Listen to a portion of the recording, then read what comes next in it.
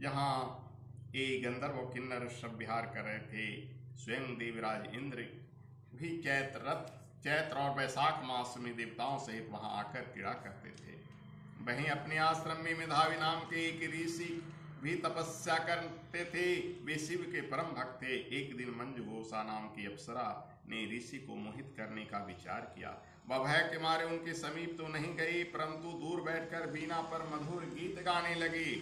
इसी समय कामदेव भी मेधावी ऋषि को जीतने के लिए वहां आ गए। उन्होंने उस सुंदर अप्सरा के भौहें को धनुष बनाया और कटाक्ष को डोरी, नेत्रों को संकेत और कूचों को कुरी बनाकर मंजू घोषा को सेनापति बनाया। मेधावी ऋषि भी युवा एवं हिष्ट पुष्ट थे और साथ ही जगोपवित तथा दंड धारण किए हुए थे, जिससे ब्रह्म तेज से युक्त थे।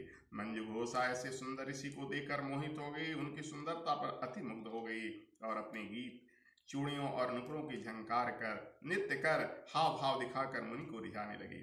कुछ समय तक यही क्रम चलता रहा और अंत में कामदेव ने ऋषि को पराजित कर दिया। फलस्वरूप ऋषि मंजू घोषा के साथ रमन करने लगे और काम के इतने वशीभूत हो गए कि उन्हें दिन रात का कुछ भी भान नहीं रहा। इस प्रकार बहुत दिन बीतने पर एक दिन मंजू घोषा बोले, हे मुनि, मुझे बहुत समय आया हो गया, अब स्वर्ग जाने की आज्ञा दीजिए।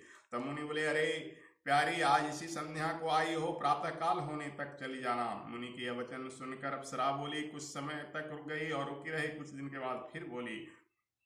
मुनि कहने लगे कि अभी तो आधी रात में आई हुई है, कुछ समय और ठहरो। अप्सरा ने कहा, महाराज, आपकी रात तो बहुत लंबी है, आप जरा स्मरण कीजिए कि मुझको यहाँ पर आए हुए कितने वर्ष बीत गए। उस अप्सरा की यह बात सुनकर ऋषि मुनि उस पर विचार किया तो ज्ञात हुआ कि अप्सरा के साथ उनको रमन करते 57 वर्ष 7 मास और 3 दिन बीत गए।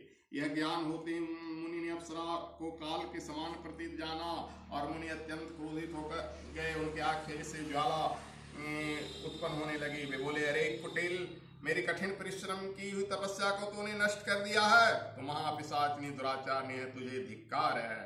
तूने मेरे साथ घात किया, इसलिए मैं श्राप देता हूँ, तू पिशाचनी हो जाए। मुनि के श्राप से मंजू घोषा उसी समय पिशाचनी हो गई। वह भयभीत होकर मुनि से प्रार्थना करने लगी, हे महाराज, इस श्राप को किस प्रकार से निवारण कीजिए।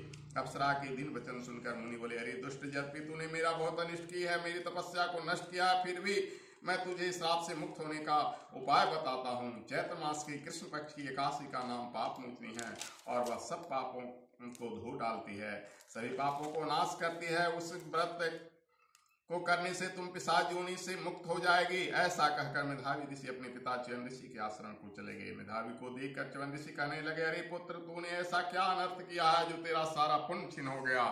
तो मेधावी ने कहा, हे पिताजी, मैंने एक अप्सरा के साथ रमन किया, घोर पाप किया, अब आप इस पाप से छूटने का उपाय बताइए। तब च्यवन ऋषि बोले, हे पुत्र, चैत्र मास की कृष्ण पक्ष की पाप मोचनी एकादशी का व्रत करो, सब पापों से मुक्त हो जाओगे, इसलिए तुम उस व्रत को करो। पिता की आज्ञा पाकर मेधावी ऋषि ने विधि पूर्वक उस व्रत को किया, जिससे उनके सब पाप नष्ट हो गए। उधर मंजू घोषा भी व्रत के पाप से पिशाच योनि से मुक्त होकर दिव्य रूप धारण कर स्वर्ग लोक को गई। लोमस ऋषि बोले, हे राजन, पाप मोचनी एकादशी के व्रत के करने से सब पाप नष्ट हो जाते हैं। इस कथा को सुनने तथा पढ़ने से 1000 गौदान का फल मिलता है और इस व्रत को करने से ब्रह्म हत्या, गर्भपात, सुरापान, सूर, गुरु पत्नी से प्रसंग आदि के पाप नष्ट हो जाते हैं और अंत में स्वर्ग प्राप्त होती है। शांताकारं भुजंग शयनं पद्मनाभं सुरेशं विश्वाधारं गगन सदृशं मेघवर्णं शुभांगं लक्ष्मीकांतं कमलनयनं योगी विद्यानगम्यं वंदे विष्णु भैरं सर्वलोकैकनाथं। हरि ओम विष्णवे नमः। विष्णवे विष्णु नमो भगवते वासुदेवाय नमो नारायण। बोलो विष्णु भगवान की।